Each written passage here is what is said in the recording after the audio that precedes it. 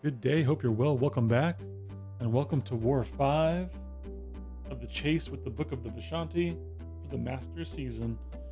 Today we're playing Jugg2. Shout out to Hike! Hope you're doing well, brother. We faced these guys before. At this point in time, we are in Masters. We're in top 20, and so we're seeking to win, obviously, to continue to solidify our position. Today I'm bringing Void, Sandman, and Chee. And kicking off this here Wiccan fight, we're just going to do some Void things. All right, want to be aggressive during the Incinerate phase, get him pushed back, and then we will basically hit the block and dance during the Poison phase. It's a longer fight, but Void is very safe and good for the tactic. You can almost play him in a Valk play style and just kind of let him go and get to work. And that's what we're going to do. We parry, we hit, we dance, we throw specials, we apply debuffs. Not really worried about the tactic at all. I'm going to let him do things. He'll throw specials. This is the node where he only loses half of his power when he throws a special, power efficiency. But, Wiccan has a tiny health pool, so we're really just chilling. I didn't think about the fact that parrying him would put the neutralize debuff on me, which would give him the Fury. I tend to think of it in terms of getting the damage over time on you, but again, it doesn't really matter. And this is going to be a nice one. This is the start of one of my better wars of the season. And given what you've seen so far, it has not been a great season for me. Typically, I will finish my seasons in about the 90+ percentile solo rate, and that is not where I have been at this point in time of the season. But seeking to get that turned around, and so we turned to some comfort food. I've been playing Void for years. And now, shout out to the last clarity tactic. We got the JJ over here on hazard shift, and we're gonna Chee it. And typically I would like to bring Hulk here, but given that it's one fight, it shouldn't be a tremendous deal. Basically just gonna go slow, medium, light, medium at times, get my debuffs up, maximize my cleanse charges. This is not gonna be too bad. Chee is a hard counter to JJ, so she's my personal favorite JJ counter. With the exception of maybe like an Archangel, but this isn't the place for him. You can see we're doing the thing, man. Throw the special one to get the grit up in case she decides to go unstoppable, which she shouldn't, because she will lose investigation when I cleanse. And you can see that because she's still at 0. Scrub it up a little bit, why not? I was just getting the indestructible out of the way so I could get my bar of power and throw it when it had more meaning. No other reason, of course.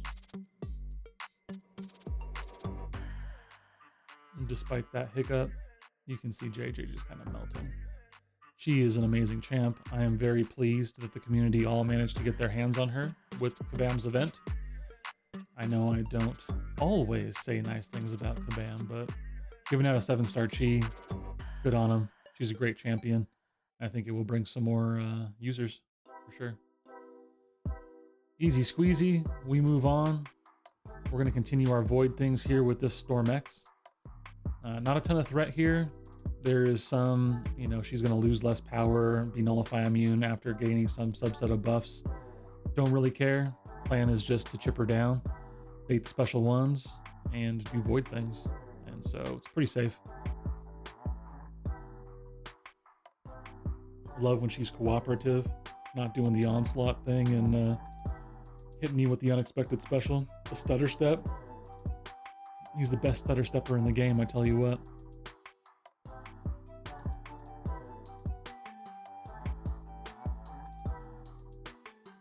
There we go. Got our petrifies up. It is unfortunate. The heal block keeps you from reversing healing. But again, it makes sense. I understand the logic of it. Would have been cool to be able to let someone like Void or Sandman or the leader actually get their full potential, but even though they're gimped, they're great in the tactic. I mean, I think we've sent the leader every single war this season, so it's been good stuff. And like all the Voids go, man, low and slow. We're chipping away. It'll start speeding up now that we got Fear of the Void up. Get a nice big special one there. Love crits. Big yellow numbers are fantastic. I am a fan. That's where she's at. She's in her power efficiency now. Only losing half her power per special. But again, there's minimal risk in this fight. Just need to make sure I don't take a special 1 to the face or push her to special 2, and it's not going to be an issue because she gone. Oh, and now to a fight I've done far too many times the last couple seasons. Thankfully not on a boss node this time, so I can do what I want to do. We got this Quicksilver. We're going to Chee down this Quicksilver. If I don't fight another Quicksilver, it will be too soon. I fought my share. This is nice though. Again, we're off the boss node. We're just at the end of path 8. He's not going to get any natural buffs, so I don't need to worry about the rich get richer. And we're just going to do the thing. Generally, as you saw last war, I like to bait the special 1. Here, I don't really care. I'm not too worried about it. Get a nice little counter. Go into my special. Continue to melt this guy down. We're 30 seconds in, and he's almost at half health. So, Chee doing Chee things. Now, one of the things I didn't realize until last season is that Chee's bleed damage actually goes up with each cleanse charge she gets. So I remember last season we sent an onslaught against her, and at some point in time in the fight, he started taking bleed damage because her bleed potency had gone up so much. But that's gonna be it, man. Bye-bye Rizzo 50. Hello, next fight. And speaking of the next fight, we're going to another Chee classic. The good old Chee versus Spot. In this case, he's on 37, so he will get regen as I stay close to him. But with those Chee bleeds, we're just going to utilize that to spare and melt this guy down. The only real risk is that I do something dumb during one of his specials, which could happen, for sure. It's not like that's happened this season, I don't know, 7 times. But, you know, I'm decent against Spot. I just want to get decent Spot RNG, so we'll see here in these first couple combos if I can actually hold that and where we wind up. So again, we get the bleeds up at the start. We want to mitigate his healing. Always run max to spare. This is the first season I've ever run Resonate. That's been pretty fun. See that? Boom. Look at that. We're just done baiting his special 1 and countering, and he's already a 3rd down. Easy money.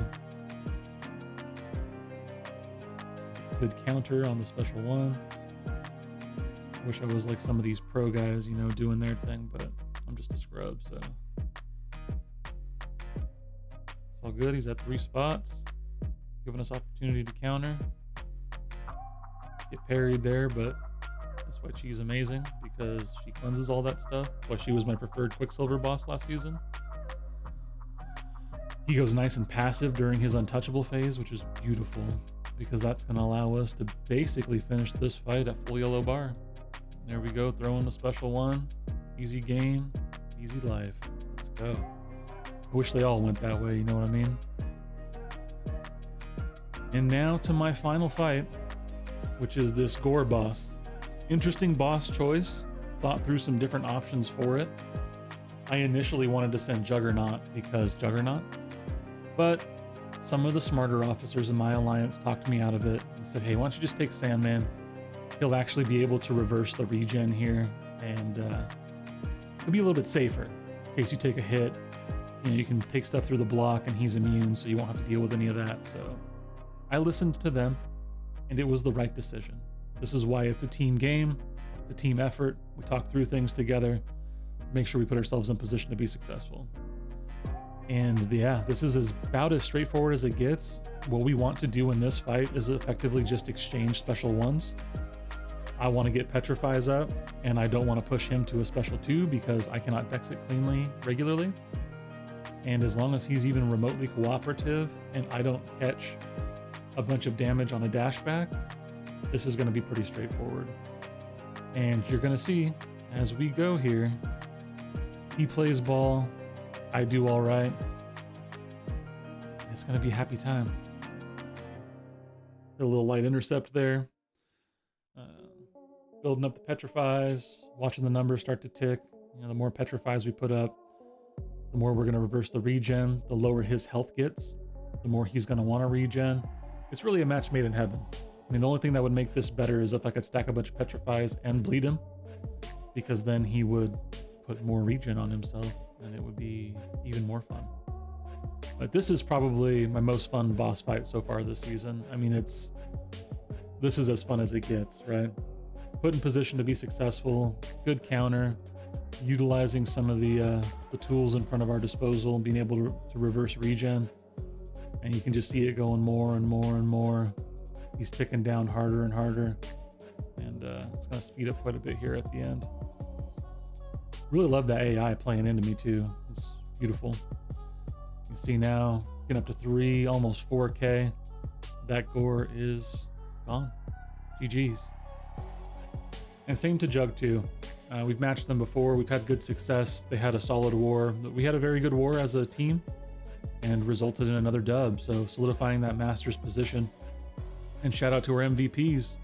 Xeno, my boy Nitro, best mod in the business, and Dardar having himself a season. Thank you, fellas. GG's. Until next time, peace.